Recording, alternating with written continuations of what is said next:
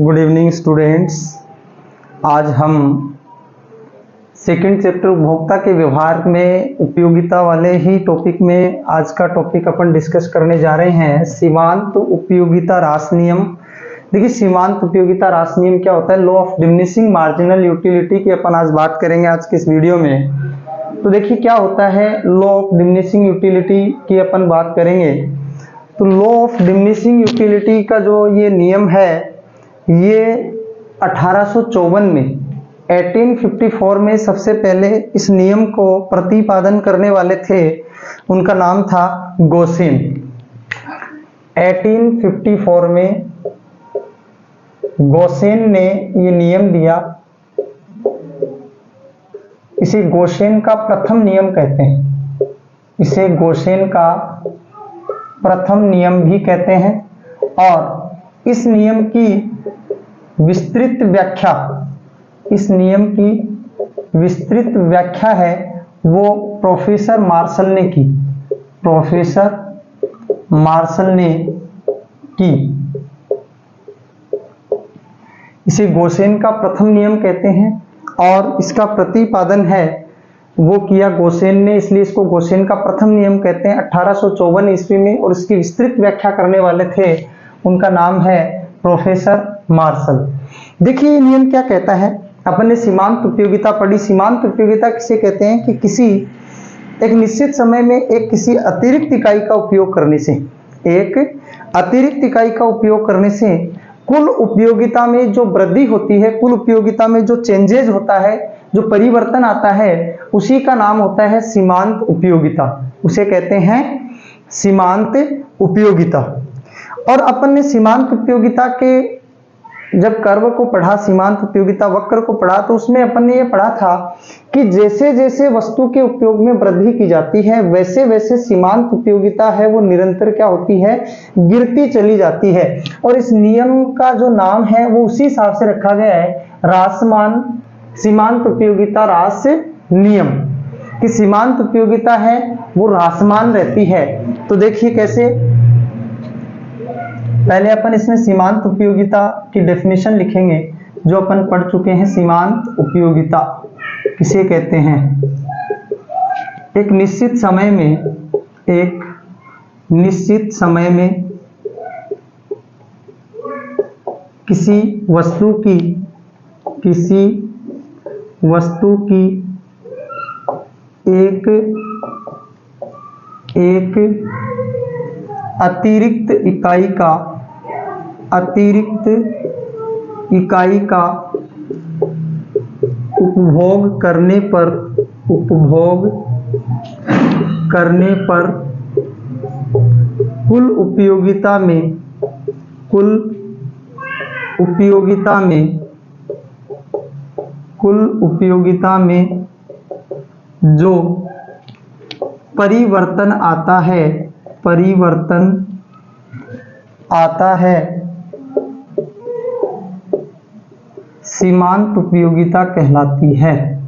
सीमांत उपयोगिता कहलाती है, सीमांत उपयोगिता कहलाती है।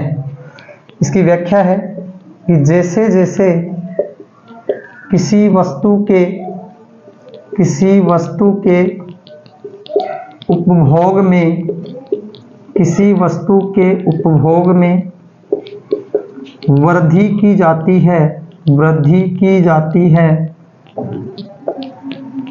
तो उसकी सीमांत उपयोगिता, तो उसकी सीमांत उपयोगिता, तो उसकी सीमांत उपयोगिता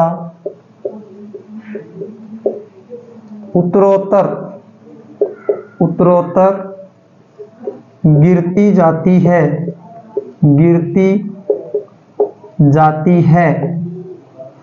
एक बिंदु पर, एक बिंदु पर, एक बिंदु पर सीमांत उपयोगिता, सीमांत उपयोगिता, सीमांत उपयोगिता शून्य हो जाती है, शून्य हो जाती है। वहाँ उपभोक्ता संतुष्टि की स्थिति में होता है, संतुष्टि की स्थिति में होता है। अर्थात उपभोक्ता संतुलन की स्थिति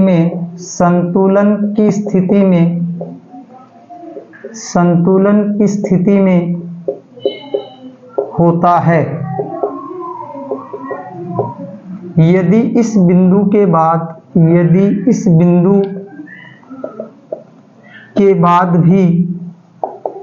बाद भी उपभोक्ता उपयोग को जारी रखता है तो उसकी सीमांत उपयोगिता ऋणात्मक हो जाती है। अर्थात जीरो जहां सीमांत उपयोगिता होती है उसके बाद में नॉर्मली सामान्यतया उपभोक्ता उस वस्तु के उपयोग को बंद करने की स्थिति में आ जाता है। उसके बाद में उपभोक्ता उस वस्तु का उपयोग नहीं करना चाहेगा क्योंकि वहां सीमांत उपयोगिता ऋणात्मक हो जाती है। एग्जाम्पल के लिए अपन यदि बात करते हैं कि कोई उपभोक्ता केले का उपभोग कर रहा है, यदि वह 1, 2, 3, 4 केले का उपयोग करता है तो उसकी कुल उपयोगिता तो ह्रासमान दर से या डिमिनिशिंग रेट से बढ़ती जाती है, परंतु उसकी सीमांत उपयोगिता प्रत्येक इकाई के उपभोग के साथ घटती जाती है। और जब उपभोक्ता केले से पूर्णतया संतुष्ट हो जाता है उस बिंदु पर सीमांत उपयोगिता का जो मान होगा वो 0 हो जाएगा। यदि इसके बाद भी उपभोक्ता उस वस्तु के उपयोग को जारी रखता है यानी केले के उपयोग को जारी रखता है तो उसकी सीमांत उपयोगिता ऋणात्मक हो जाती है। ये नियम ये सिद्ध करता है कि सीमांत उपयोगिता जहां शून्य होती है, सीमांत उपयोगिता जहां शून्य हो जाती है वहां उपभोक्ता संतुलन की स्थिति में होता है, ये सीमांत उपयोगिता ह्रास नियम जो पढ़ रहे हैं ये उपयोगिता का जो मेजरमेंट करने का गणनावाचक जो दृष्टिकोण है उससे संबंधित है। गणनावाचक दृष्टिकोण यानी कि कार्डिनल जो कंसेप्ट है, कार्डिनल जो एनालिसिस है उपयोगिता का विश्लेषण करने का, उससे संबंधित ये नियम है। देखिए इसका स्क्रीनशॉट लीजिए। फिर अपन बात करेंगे कि इस नियम की मान्यताएं क्या हैं,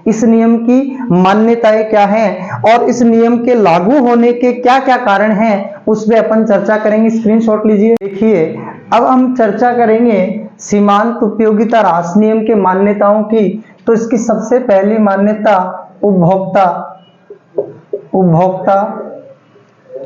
विवेकशील होता है, नंबर 1। नंबर 2, उपयोगिता को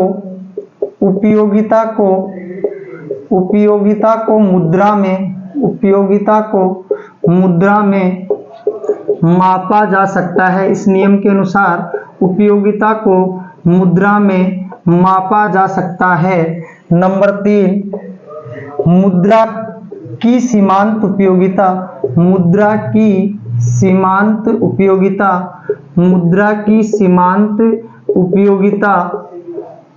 स्थिर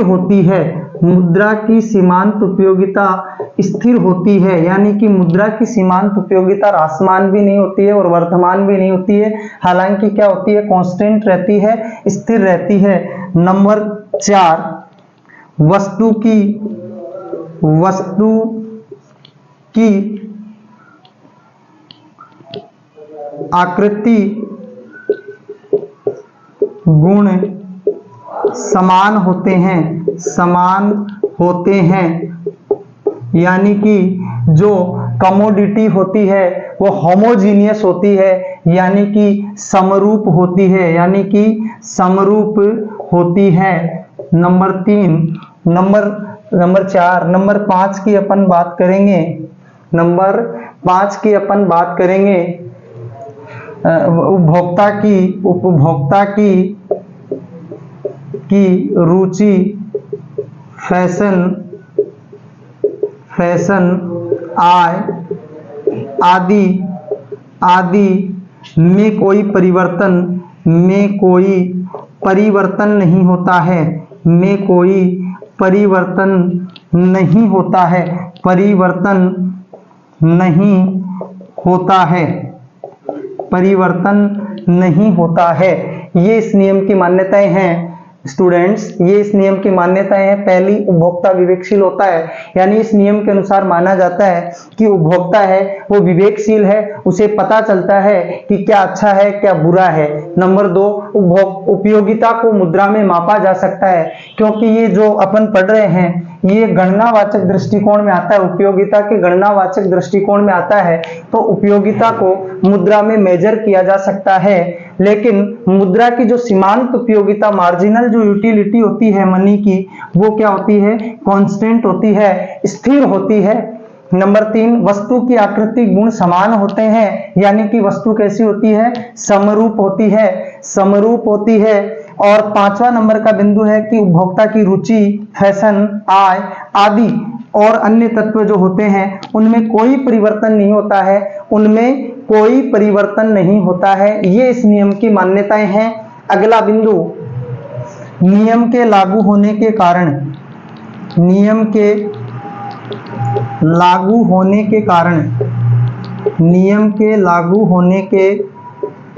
कारण देखिए क्या कारण है। प्रोफेसर बोल्डिंग के अनुसार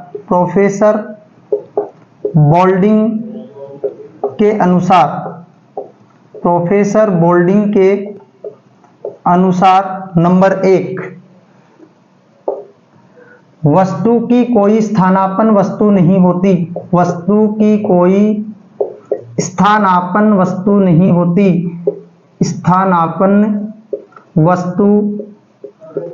होती, पहला कारण है कि जिस वस्तु का अपन यूज कर रहे हैं, उपयोग कर रहे हैं, उसके लिए ये माना जाता है कि उस वस्तु की कोई भी सब्स्टिट्यूट यानी कि स्थानापन्न वस्तु है वो नहीं होती है। नंबर 2, मुद्रा की सीमांत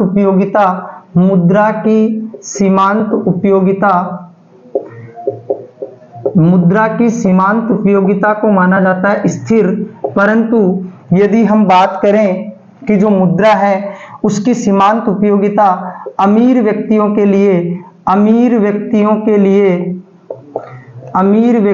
लिए सीमांत उपयोगिता जो होती है वो होती है कम, और गरीब व्यक्तियों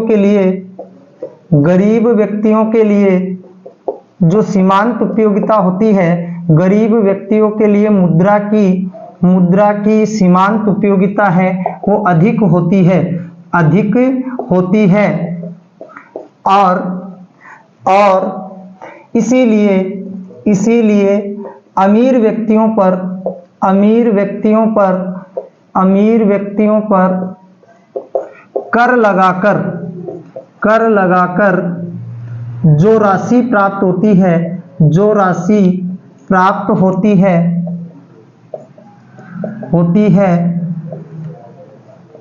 उसका प्रयोग गरीबों के कल्याण में किया जाता है, गरीबों के कल्याण हेतु किया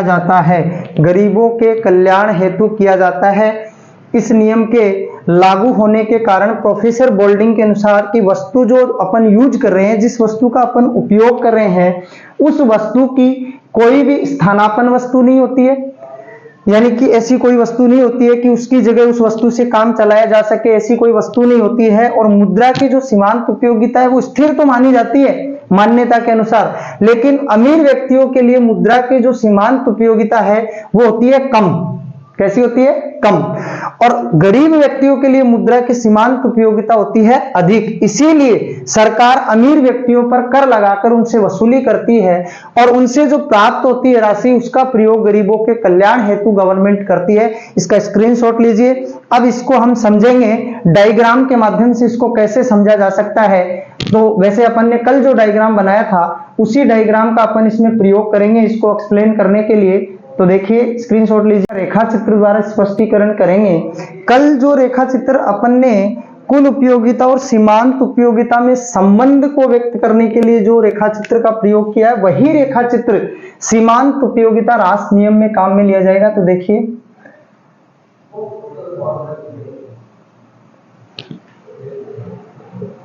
देखिए अपन डायग्राम बनाते हैं।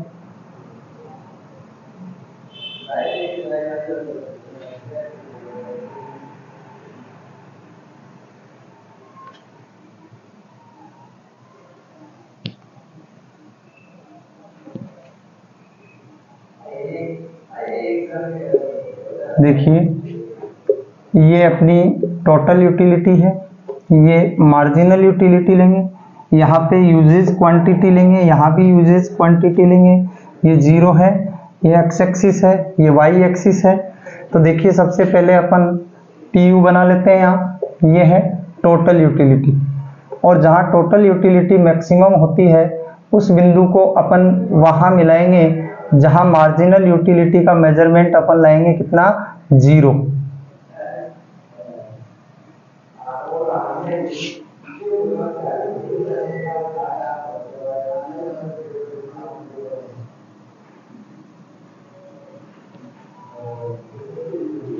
देखिए थोड़ा सा आगे है,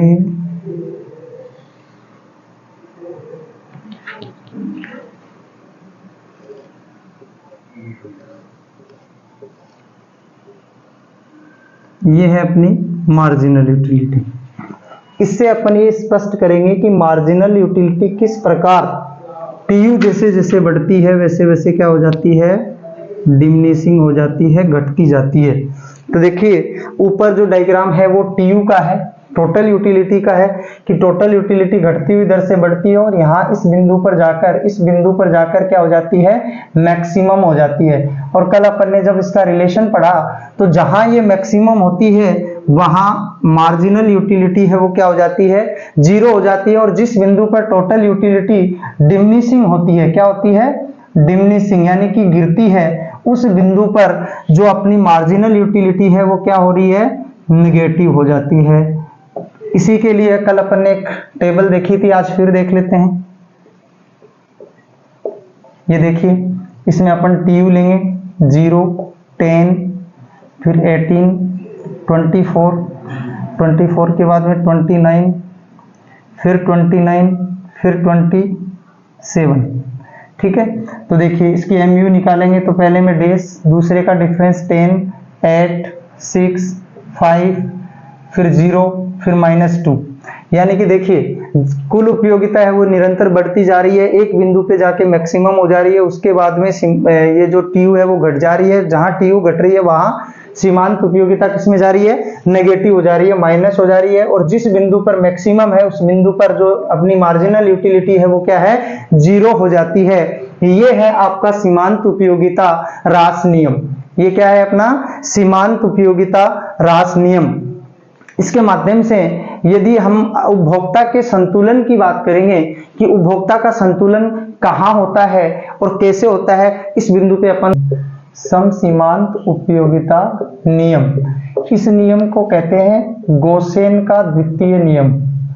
गोसेन का द्वितीय नियम कहते हैं। देखिए क्या कहता है ये नियम, ये नियम कहता है कि उपभोक्ता जो है, उपभोक्ता अपनी सीमित आय को इस प्रकार व्यय करता है, इस प्रकार व्यय करता है कि उससे, किससे, उस आय से, उससे खरीदी गई प्रत्येक वस्तु से प्राप्त सीमांत उपयोगिता समान हो, समान हो, ये कहता है इसमें।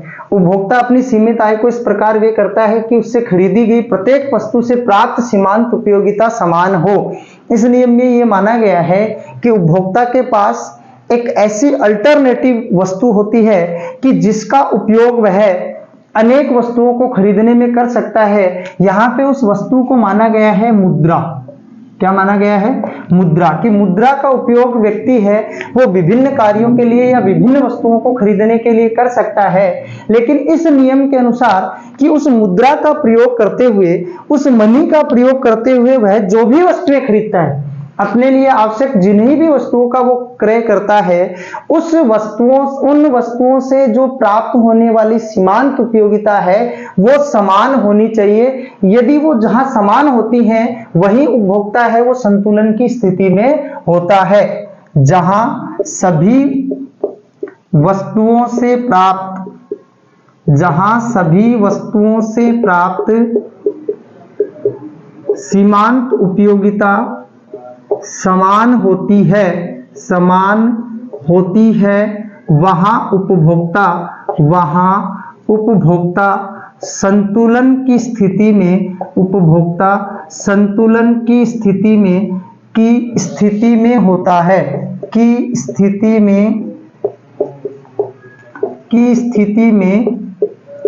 होता है, देखिए अब अपन इसमें बात करते हैं उपभोक्ता के संतुलन की कि क्या शर्त है। उपभोक्ता का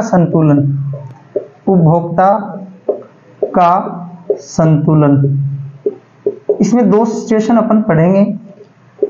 जब वस्तु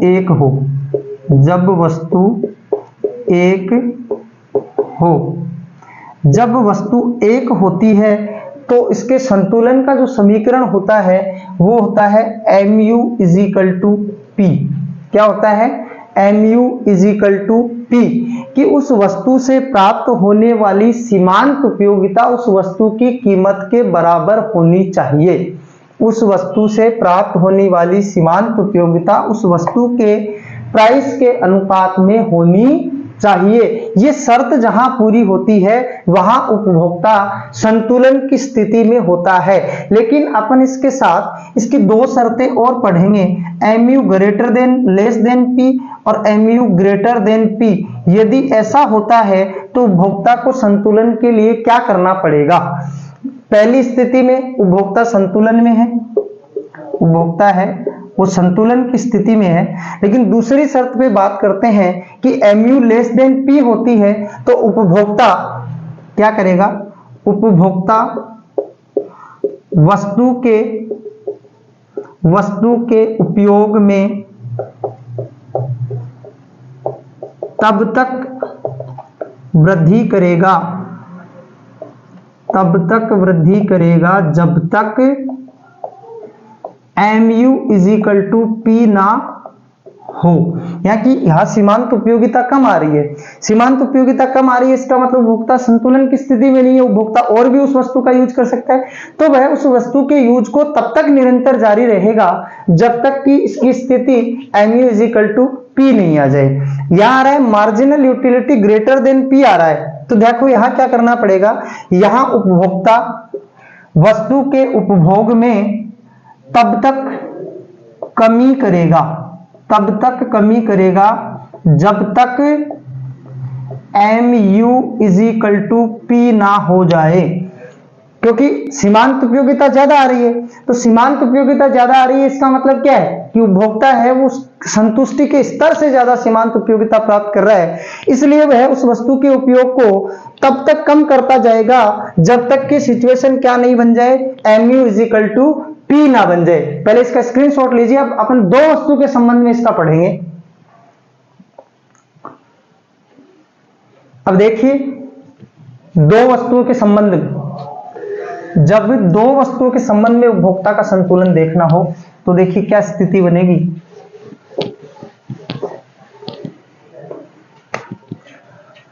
उपभोक्ता का संतुलन